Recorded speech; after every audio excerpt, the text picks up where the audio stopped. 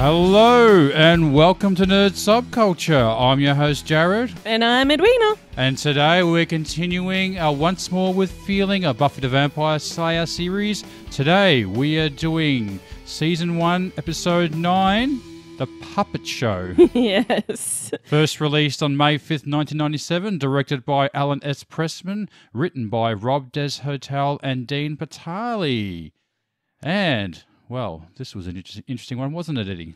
Yeah, so this episode was the, a Monster of the Week episode, but... No vampires. No vampires. And, it's the possessed doll trope that, your Chucky, your Annabelle. Yeah. But in the typical Joss Whedon style, it subverts your expectations, Yes, I didn't see this one it? coming. No, I thought it was the evil doll all along. Yes. Yeah. So it subverts your expectations. And I probably like this episode a lot more than I'd like to admit. Really? So it was pretty good revisiting this one? You know what? This is the campiest episode I think of. It doesn't get much campier than this episode. Yeah. Yeah, it's pretty up there, isn't it? This is the height of the campness of this series, which I actually really love. Yeah, it's what you love about the show, the campiness. Yeah. I get it. Yeah. Yeah. So had you seen this episode? No, never seen this one. So this was new to me, my first viewing, and initial viewing was okay. This is a full spoiler podcast, and I've seen the series, and Jared hasn't really, what would you say? You haven't really, I think the later seasons you've probably seen more episodes I don't think I've seen any of these episodes, to be honest. So these are all new to me. This is my first viewing. So Jared has never sat down and watched the entire series, but I'm pretty sure he saw a lot of the last couple of seasons, to be fair. Yeah. Did you want to do the synopsis? Oh, we're going to jump right into the synopsis? Yeah. Okay, let's get on with it. So... in this episode, we are introduced to Snyder, the new school's principal, who puts Giles in charge of the talent show.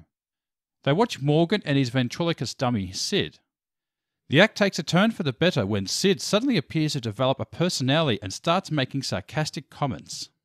Schneider explains to Giles that he will run a safer, more disciplined school, but is interrupted by the discovery of Emily's body, whose heart has been cut out with a knife. The group splits up to interview people from the talent show to find the killer. Everything seems to point to Morgan. Buffy breaks into his locker where she finds nothing as Morgan and Sid secretly watch her. Sid tells Morgan that Buffy is the one, saying that her strength is evidence of it. Sid sneaks into Buffy's room as she sleeps, but the noise of his wooden feet wakes her up as she sees him. Very creepy, that scene. I've got to do that. We can save that for later. Giles suggests that the demon responsible might be needing the heart to keep a human guise, which means the demon could be anyone. In the library, just as Willow finds references to other possible explanations, animated dummies might have been harvesting organs to become humans, Sid disappears. While searching for Sid, Buffy finds Morgan's body, missing the brain. A chandelier falls on her and Sid attacks, but during the fight, she realizes that Sid believes she is the demon and that we're both working for the same goal, to stop the demon. Sid explains that he is a demon hunter, cursed to dummy form until he kills the last of the Brotherhood of 7 demons who must harvest the heart and brain to remain in human form. Realizing the demon has what he needs, they theorize it will be moving on, and so its form will be that of whatever is missing from the talent show. Sid tells Buffy that once they kill the demon, he will die since his human body has long since crumbled to dust and bone. Buffy, Willow and Xander discover Morgan had brain cancer and therefore the demon should now be looking for someone with a healthy, smart brain, someone like Giles. At the talent show, Mark the magician tricks Giles into strapping himself to a guillotine, supposedly a magic prop. Buffy, Xander and Willow rush to rescue Giles and with Sid's help they kill Mark, who was the demon all along. Sid finishes the demon by driving a knife through his heart and collapses as his soul is freed from the dummy. The end. Start with this, the creepy dummy trope. So that's something that's been done a lot of times. Do you find dummies creepy? Yeah, those ventriloquist dummies, I don't know. That whole act just seems so overdone. I'm surprised whenever you see someone still doing it, like, oh, someone is still doing that ventriloquist dummy thing. Do people still like that? They must do. I don't know. People are doing it. Yes, I think it's the skill of being able to throw your voice that. But it's that same sort of ventriloquist dummy, isn't it? What do you call those dummies? A marionette or no? You just said it, a ventriloquist dummy. That's what they're called. There's probably a proper name for it. I probably should have looked that up. But yeah, and this episode reminded me of a TV series that came out in the late 80s called Something Is Out There. Have you ever heard of it or seen it? No. Okay, it was a mini series that started off a whole series, which I didn't find out till recently. That's actually how it started. As I thought it was just a mini series, but it actually continued on the series. Had the girl, what was her name? Miriam Dabo. She's probably most famous for being the Bond girl in The Living Daylights, the one with Timothy Dalton. She was the cello player. I don't know if you remember that. No idea. It was actually probably the first Bond movie I saw at the cinemas, or I can remember seeing anyway. So in this series, it was like she was an alien who was like had a prison ship, and an alien escaped from the prison ship, and she landed on Earth, and the alien was called a xenomorph. It used to morph itself into a human and things. And there was an episode where they did the dummy thing, where the dummy was like talking to a guy through the TV. One of these creepy episodes. And it made me think of that. Probably no one has ever seen this show before. I have no idea what I'm talking about. It was a weird series, played late at night. It was filmed in Australia, I think, so that's probably why it sort of was played a few times here. Yeah, Something Is Out There. Go check it out, maybe. Or don't. Yeah. I always got there's a bit of a noir vibe in this episode. What vibe? Noir, those, oh, noir. Yeah, the old detective. I think it's might be just Sid's voice. The fact that there's a bit of a mystery there as well. Also, you can see a bit of the Sam Raimi influence with that the POV, point of view shots, the point of view camera at the start of the movie. Yeah. The POV shot at the start of the show. Speaking of the puppet's voice, the guy who did it was called Tom Weiner. And if you look at his IMDb page, he's basically voiced everything that's ever come out. Everything from M. Bison to the Street Fighter 2 animated movie that came out, to a Star Wars movie. Sorry, not a Star Wars movie, a Star Wars video game. If anyone's played the fighting game that was released on PS1, absolute horrible, one of the worst games ever made. Most Star Wars fans will be aware of it. I never knew about it until years later. It's one of those things that whenever a niche game comes out, or niche style of game comes out, the best way to respond is, how can we make a Star Wars version of it? So they made a Star Wars fighting game. And there's a character called Hor in it that was a Tusken Raider. Everyone remembers Hor from this game. And there was also a Gamorrean, one of those pig characters called Thuck. But funny enough, if you watch it, it sounds like Darth Vader versus Thuck. It sounds like that's Thuck, Thuck. Thuck, I said. It's hilarious. Darth Vader versus Thuck. Yeah. Back to what we should be talking about, Buffy, which is this Buffy episode. What did you like about this episode, Jared? Well, the creepy thing with the puppet running around making those noises when he's running. There's little quick footsteps, you can hear it. He's running around her bedroom, very creepy. Yep, and Buffy screams and jumps out of the bed. Like, she is terrified. And she turns into like a 5-year-old girl in that scene. And funny enough, apparently Sarah Michelle Gellar reported she started having nightmares about puppets. I don't blame this her. episode. Yes, and I'll have to say one of my favorite parts of this is Giles at the start of this episode when he's in the amphitheater watching. I think Cordelia's singing The Greatest Love of All. Absolutely absolutely butchering it. By the way, she sings that again in Angel. The same way? or exactly the same way. Can she sing, or is she doing that on purpose? I don't know, to be honest. Okay. Don't know.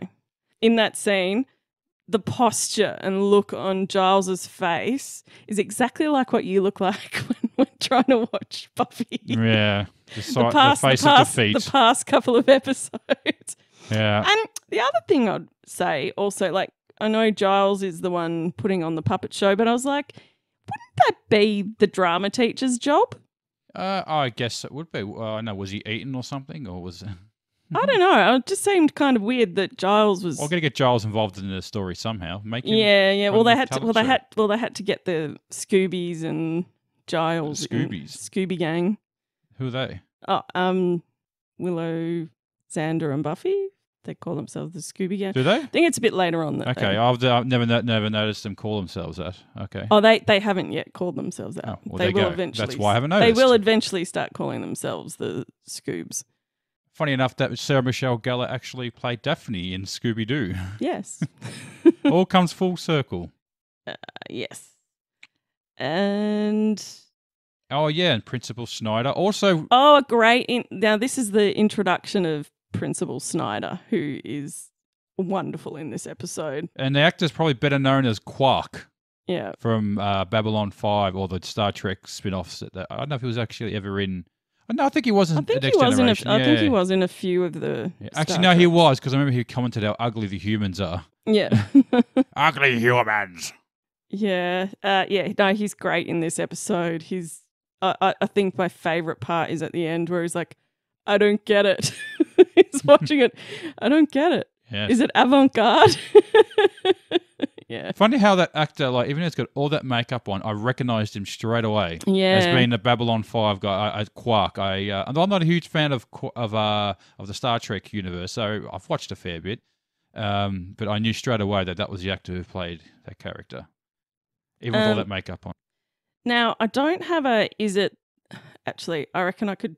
I'm gonna. I don't have a quote that is could be Shakespeare or the Bible, but that end credit scene where they're doing the scene on stage, is that Shakespeare or the Bible? I know the answer to this because I looked it up. Isn't it Greek mythology they're doing? Or was it? Yeah, it's a Greek tragedy, Oedipus Rex. That's right. Yes.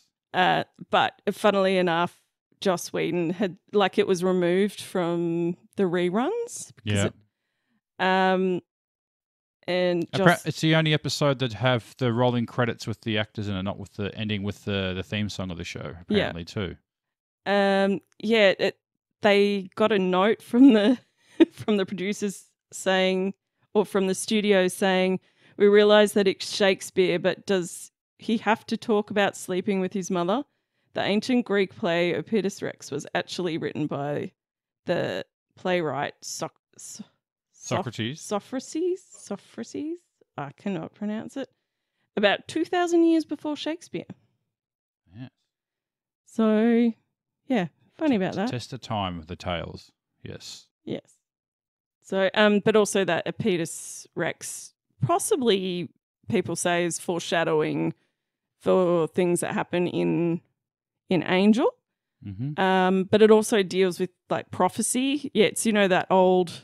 In trying to change the future, you cause the future to happen. Mm-hmm. Yeah. Yeah, so this is pretty much, you try to change... Causality, yeah. Yeah, so you try to change the prophecy, but you end up making the prophecy come about. Yeah, which comes up quite a bit in future episodes of Buffy as well. And Angel. Yeah. So, yeah. So do we want to go to question time? All right, let's roll into the questions. Oh, yeah. Get those questions. Question time. Answer the question. All right. Which character was your favourite? I guess maybe the puppet. Yeah, Sid. Sid. Yeah, give it to Sid. Yeah, I'd give it to Sid too. Yeah. Even though he's it's such a campy concept.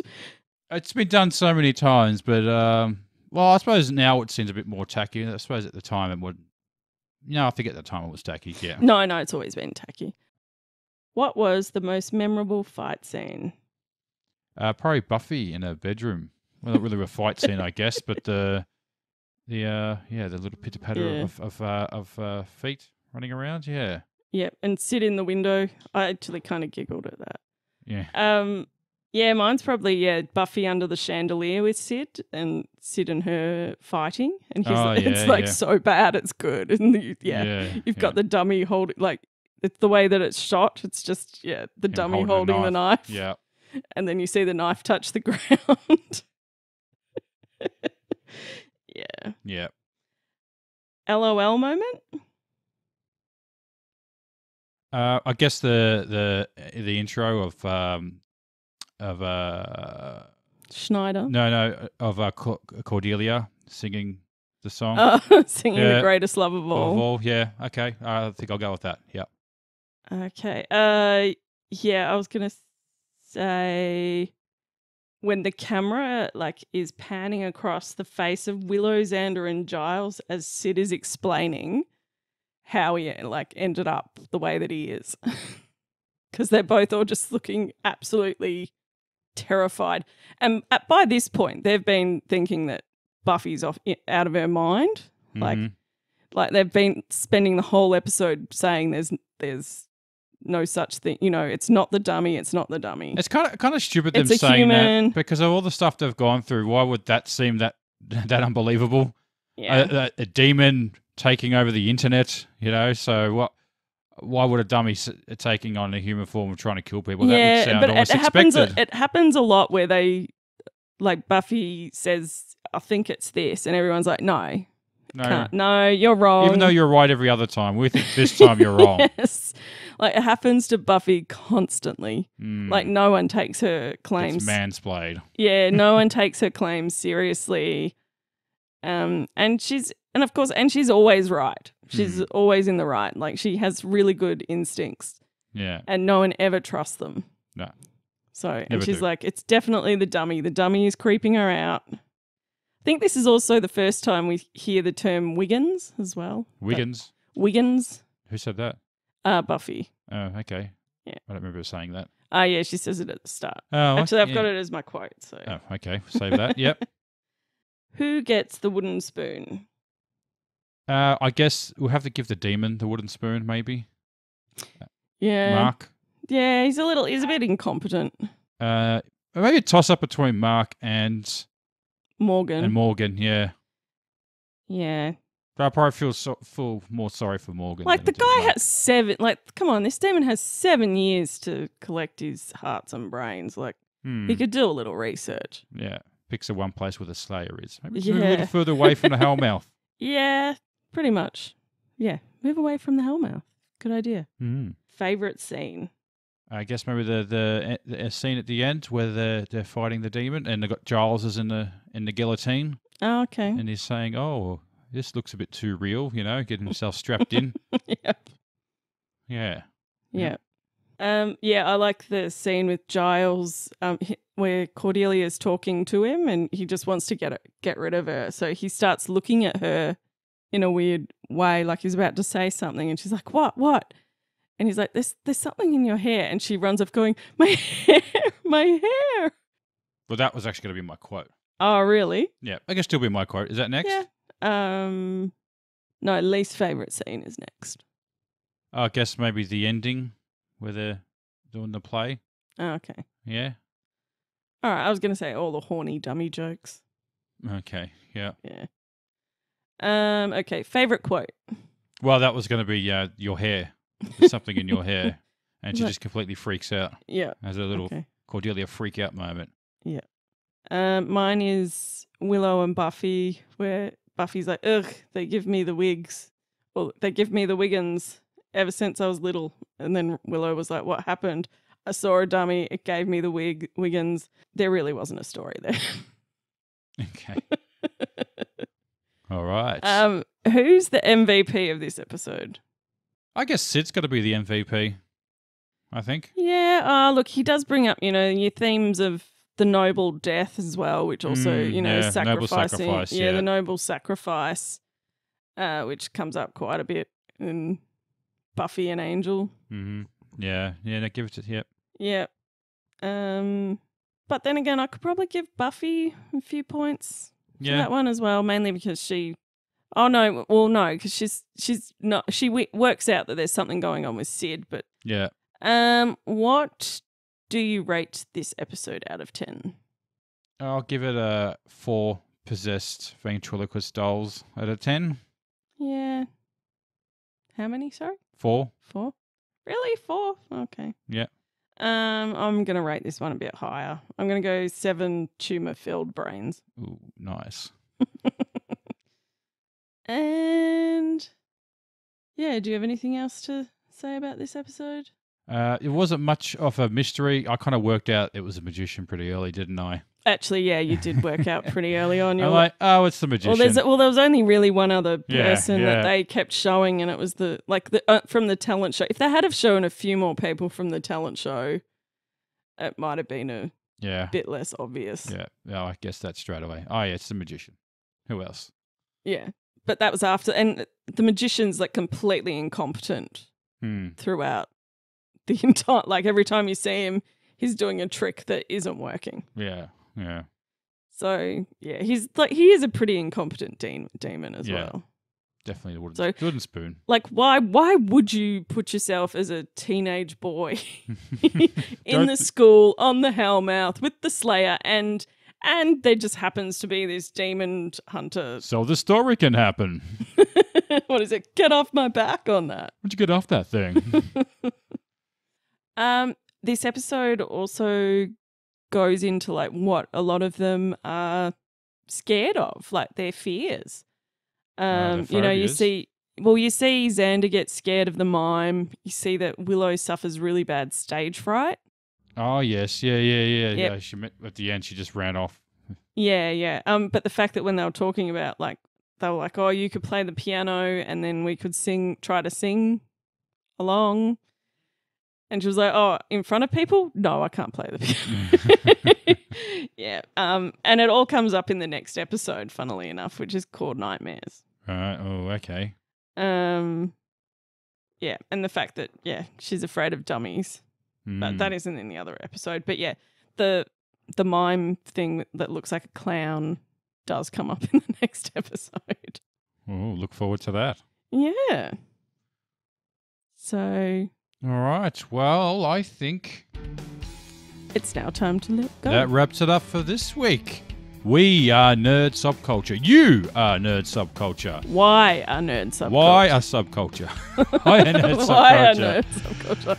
So, what is it like? Subscribe, follow, share. Yes. Do everything, all the things that must be done to keep the show going. We're powering through this up to episode 10. Getting through this really quickly. All right, take care. Bye. Bye. Bye.